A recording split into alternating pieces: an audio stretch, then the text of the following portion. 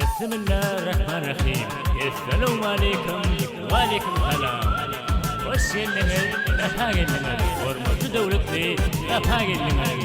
Bugün aylar gençleri bilen Ertan ağamızın aşkalısında bolu bayram, bolu toy.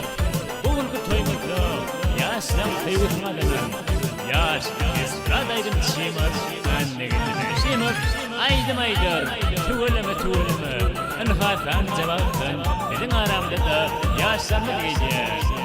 Görün koşa ay gece, görün koşa tay gece. Bir namınatip, oğudun yaşlar gece. Tuğulama, yaşlar dağıttı olsun.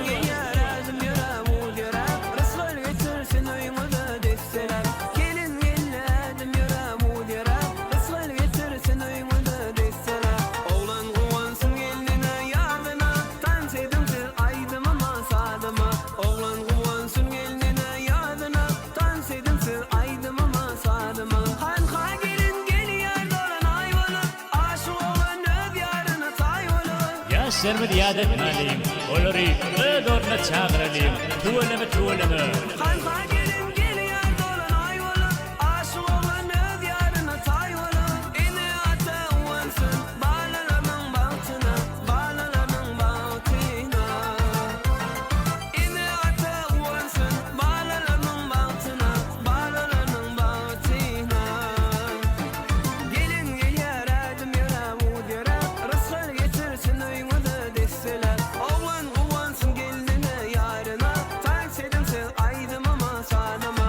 Yaşlarımı kutlamak için toy mikrofonu değil, uğulup gencemine geçirelim.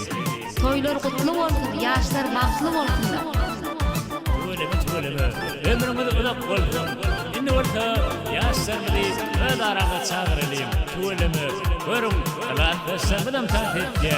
Berekella, dostlarımı tanıt etke. Ömrümüzü ılap olsun.